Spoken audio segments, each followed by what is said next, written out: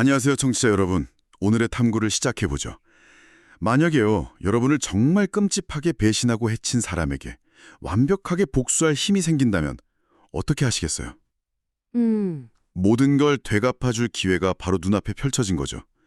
오늘 우리가 함께 살펴볼 자료가 바로 그 질문에 대해 정말 상상도 못한 답을 내놓은 한 남자의 이야기.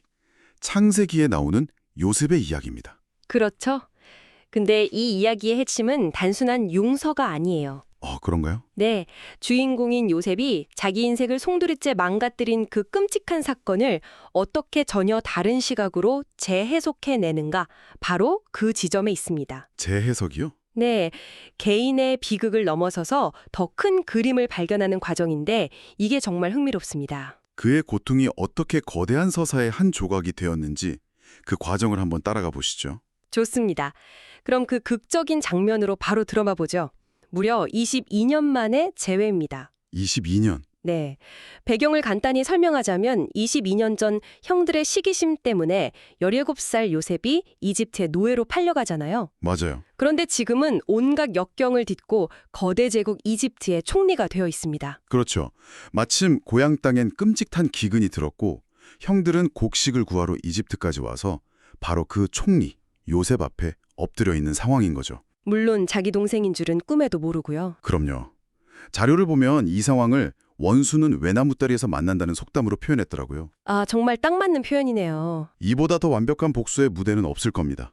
모든 권력, 모든 명분이 요셉에게 있으니까요. 바로 그 순간 요셉의 감정이 터져 나옵니다.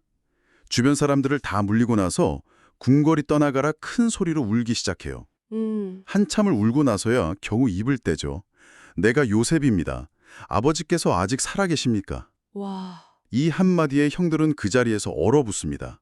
충격과 공포 속에서 아무 대답도 못하고요. 그 침묵이 모든 걸 말해주죠. 그렇죠. 단순히 혹 네가 요셉이라고 하는 놀라움이 아닙니다.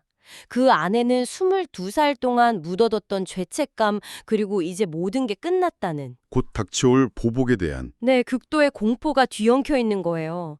예전엔 자기들이 칼자루를 쥐고 동생의 운명을 결정했지만 이젠 반대로 요셉의 말 한마디에 자기들 목숨이 달린 그야말로 절망적인 상황이 된 거죠. 그렇죠. 모든 칼자루를 쥔 요셉이 이제 어떤 말을 할까 형들은 숨도 못 쉬었을 겁니다. 그런데 여기서 나오는 요셉의 첫 마디가 복수가 아니라 정말 상상도 못한 말이었어요. 아, 자료에 나온 그의 말을 그대로 옮겨보면 이렇습니다. 나를 이곳에 팔았다고 해서 근심하지 마소서. 한탄하지 마소서. 하나님이 생명을 구원하시려고 나를 당신들보다 먼저 보내셨나이다. 바로 이 부분. 정말 이 이야기의 심장부 같은 대목이죠. 그러니까요. 내가 너희를 용서한다가 아니에요. 차원이 다른 얘기를 꺼내는 겁니다. 맞아요. 그리고 쐐기를 박는 한마디를 더 하죠. 그런즉 나를 이리로 보낸 이는 당신들이 아니요 하나님이시라. 아니 잠시만요. 이건 좀 네. 너무 이상적인 해석 아닌가요? 형들은 분명히 악의를 가지고 자기를 팔아넘겼는데 하나님이 보내셨다고 하면 형들의 죄가 없어지는 건 아니잖아요. 그렇죠. 이건 일종의 정신승리라 자기 합리화처럼 들릴 수도 있겠는데요. 아주 날카로운 지적입니다. 그리고 많은 사람들이 그렇게 생각할 수 있어요. 네. 하지만 요셉은 지금 형들의 죄를 없애주거나 정당화하는 게 아닙니다. 사건을 바라보는 관점 자체를 바꾸고 있는 거죠. 관점을 바꾼다. 네, 이걸 자료에서는 판단과 분별의 차이로 설명하더라고요. 판단과 분별. 형들의 악의적인 행동, 그 표면적인 사실만 판단했다면 당연히 복수로 갔겠죠. 하지만 요셉은 그 이면에 있는 더 큰 흐름, 즉 하나님의 계획을 분별해낸 겁니다. 더 큰 흐름, 더 큰 그림이라 저는 그냥 요셉이 이집트의 총리가 돼서 권력을 잡은 것 그 자체가 큰 그림이라고 생각했는데 자료를 보니 그게 끝이 아니더라고요. 그렇죠. 그가 본 더 큰 그림은 훨씬 거대했습니다. 어떤 거죠? 요셉은 자신의 이 기구한 운명이 과거 하나님이 징조할아버지인 아브라함에게 하셨던 약속 있잖아요. 아, 그 약속. 네, 내 후손으로 큰 민족을 이루겠다는 그 약속과 연결되어 있다는 걸 깨달은 거예요. 아, 지금 닥친 이 대기근은 그 큰 민족이 형성되기도 전에 전멸할 수 있는 엄청난 위기잖아요. 맞네요. 자신이 먼저 이집트에 와서 총리가 된 이 모든 과정이 바로 이 위기에서 자기 가족과 민족을 구해내기 위한 거대한 계획의 일부였다는 걸 본 거죠. 와, 자신의 끔찍했던 비극이 사실은 민족 구원이라는 서사의 가장 중요한 한 조각이었던 셈이네요. 바로 그겁니다. 나는 피해자다라는 이야기에서 벗어나서 이 경험이 우리 모두를 어디로 이끌었는가라는 새로운 이야기의 주인공이 된 거네요. 그렇죠. 이건 정말 놀라운 관점의 전환이죠. 그런데 사실 이 정도의 내공은 보통 사람에겐 거의 불가능에 가깝잖아요. 어렵죠. 이 자료에 나오는 한 장로님 이야기만 봐도 그래요. 네, 그 이야기 아주 현실적이죠. 성찬식에 참여한 한 장로가 있었는데 예전에 돈 문제로 자기랑 다퉜던 교인이랑은 같이 성찬을 받기 싫어서 자리를 피해버린 거예요. 나중에 목사님이 왜 그랬냐고 물으니까 그 사람 정직하지 못한 사람이라 상종하기 싫습니다. 라고 대답했다는 거죠. 네, 참. 그러자 목사님이 딱 한마디 했다고 하죠. 장로님은 주님보다 더 위대하십니까? 주님은 자기를 팔아넘길 유다와도 마지막 만찬을 함께 나누셨습니다. 이건 정말 너무 현실적인 이야기네요. 저라도 그럴 것 같아요. 그렇죠.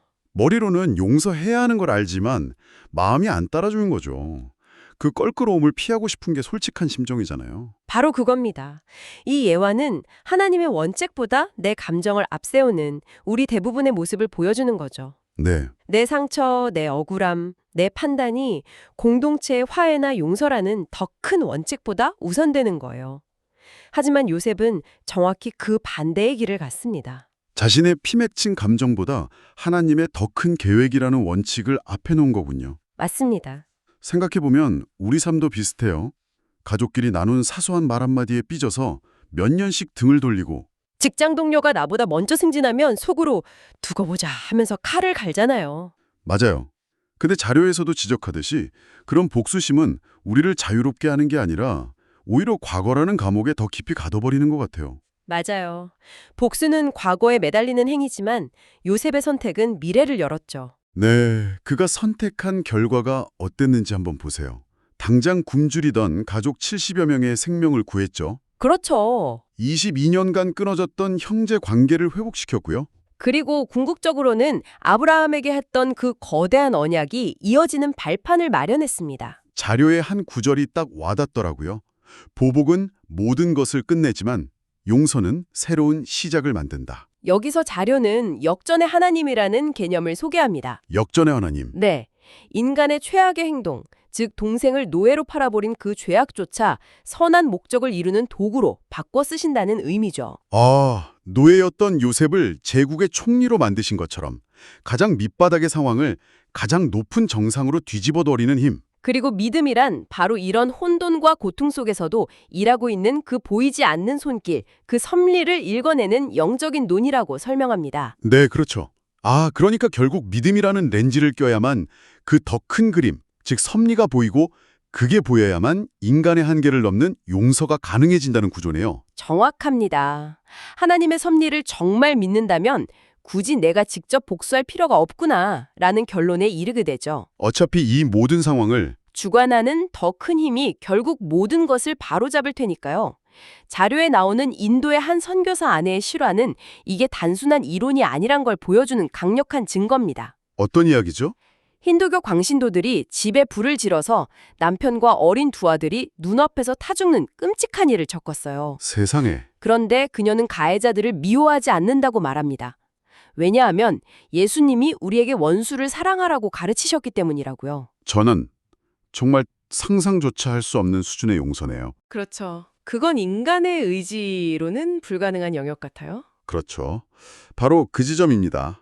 이것은 개인의 의지나 인격을 넘어선 절대적인 존재가 모든 것을 주관하고 있다는 믿음에서만 나올 수 있는 반응인 거죠. 내 손에 피를 묻히지 않아도 네, 궁극적인 정의는 이루어질 것이라는 신뢰가 있을 때 비로소 내 손에 쥔 복수의 칼을 내려놓을 수 있게 되는 겁니다. 오늘 우리는 한 개인의 끔찍한 배신과 비극이 섭리라는 렌즈를 통해 어떻게 한 민족을 구원하는 위대한 이야기로 바뀌었는지 그 놀라운 과정을 따라가 봤습니다. 이 자료들이 우리에게 던지는 핵심 메시지는 결국 믿음이란 무언가를 맹목적으로 믿는 행위라기보다 세상을 해석하는 하나의 관점이라는 겁니다. 관점이요? 네, 고통 속에서 의미를 찾고 혼돈 속에서 질서를 발견하는 힘, 인간의 악의 너머에 있는 더 큰 선을 볼 수 있는 힘, 바로 이 관점의 전환이 우리를 복수심이라는 감옥에서 해방시키고 진정한 자유로 나아가게 한다는 것이죠. 마지막으로 청취자 여러분께 생각해볼 질문을 하나 남겨드리고 싶습니다. 네, 이 자료는 요셉을 통해 훗날의 예수 그리스도를 예고한다고 설명하지만 그 종교적인 해석을 잠시 떠나 보편적인 질문을 던져보죠. 여러분의 삶에서 겪었던 억울함이나 깊은 상처의 기억을 한번 돌이켜보세요. 누구에게나 있겠죠? 그 사건을 요셉처럼 전혀 다른 이야기로 재구성해 본다면 어떨까요? 그 잘못을 정당화하자는 게 아닙니다. 그렇죠. 다만 그 사건이 더는 여러분의 현재를 지배하지 못하도록 그 사건이 가진 힘의 방향을 스스로 바꿔볼 수는 있지 않을까요?